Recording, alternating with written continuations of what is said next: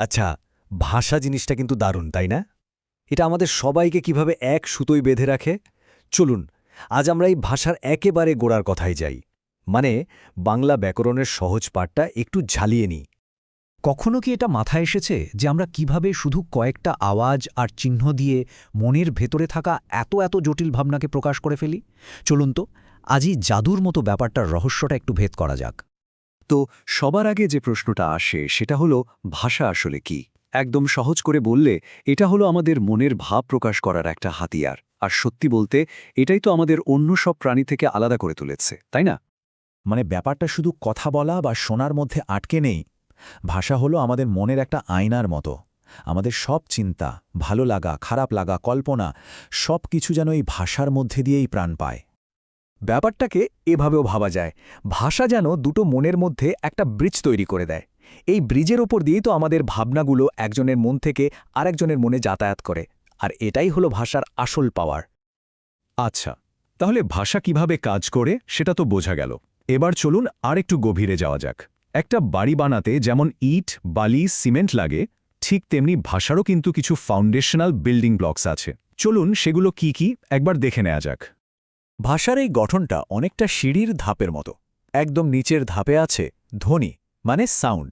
সেই ধ্বনিগুলোকে লিখতে গেলেই তৈরি হয় বর্ণ বা অক্ষর, আর কয়েকটা বর্ণ মিলেই তৈরি হয়ে যায় একটা অর্থপূর্ণ শব্দ। ভাবা যায় কিভাবে একটা ধাপের উপর আরেকটা ধাপ সাজিয়েই তৈরি হয়েছে আমাদের ভাষার এই বিশাল জগৎ। এই যে ধ্বনির কথা বললাম, এটা হলো ভাষার সবচাইতে ছোট একক।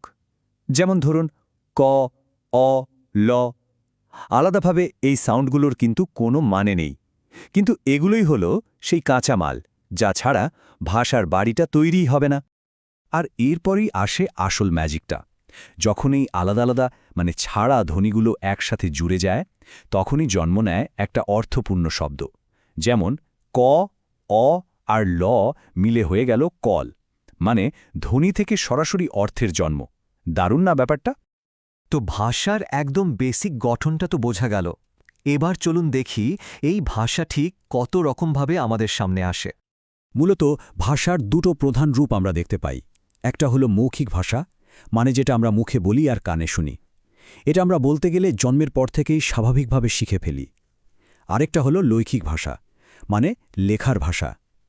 এটার সুবিধা হলো এর মাধ্যমে আমরা জ্ঞানকে ভবিষ্যতের জন্য জমিয়ে রাখতে পারি, আর অনেক দূরে থাকা মানুষের সাথেও যোগাযোগ করতে পারি। কিন্তু একটা ব্যাপার মাথায় রাখা খুব দরকার, ভাষা মানেই যে সবসময় মুখ দিয়ে বলা শব্দ হতে হবে তা কিন্তু নয়। যেমন ধরুন ইশারা ভাষা বা সাইন ল্যাঙ্গুয়েজের কথা। এটা কিন্তু একটা পুরো দস্তর ভিজুয়াল ভাষা, যার নিজস্ব গ্রামার আছে, শব্দ ভাণ্ডার আছে। এটা আমাদের চোখে আঙুল দিয়ে দেখিয়ে দেয় যে মনের ভাব প্রকাশ করার মাধ্যম কত রকমের হতে পারে। আচ্ছা, একটা ভাষার ভেতরেও কিন্তু অনেক রকম ভেদ থাকে। চলুন এবার বাংলা ভাষার ভেতরের সেই ভ্যারাইটি বা উপভাষা নিয়ে কথা বলা যাক।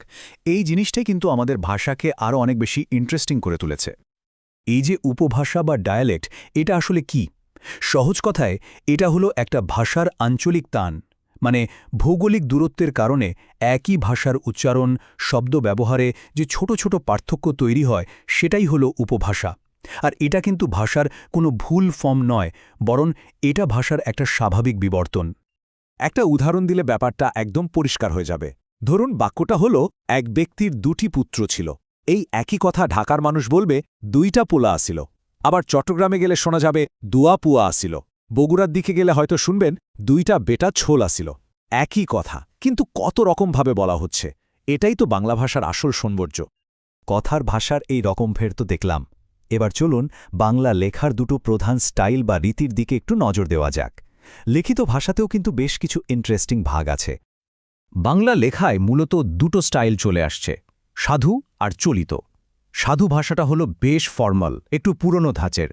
আগেকার দিনের বইপত্রে বা সরকারি কাজে এটা ব্যবহার হতো। আর চলিত ভাষাটা হলো আমাদের মুখের কথার কাছাকাছি, একদম সহজ, সরল আর জীবন্ত। আর এখনকার দিনে কি বইপত্র, কি খবরের কাগজ, সব জায়গাতেই কিন্তু চলিত ভাষারই দাপট। কারণটা খুব সহজ, এটা আমাদের রোজকার জীবনের কথার খুব কাছাকাছি, তাই পড়তেও সুবিধা, বুঝতেও সুবিধা। ভাষাটাকে অনেক বেশি জীবন্ত মনে হয়, তাই না? তো আমরা ভাষার একেবারে গোড়া থেকে শুরু করে তার বিভিন্ন রূপ, তার ভেতরের বৈচিত্র্য অনেক কিছুই দেখলাম। এখন একটা বড় প্রশ্ন কিন্তু থেকেই যায়, ভাষার এই যে এত রকম ফের, এই যে নানা অঞ্চলের উপভাষা, লেখার আলাদা আলাদা স্টাইল, এগুলো কি আমাদের একে অপরের থেকে দূরে সরিয়ে দেয়, নাকি এই ভিন্নতার মধ্যেই কোথাও আমাদের এক হওয়ার চাবিকাঠিটা লুকিয়ে আছে? এটার উত্তরটা হয়তো আমাদের সবাইকে মিলেই ভাবতে হবে।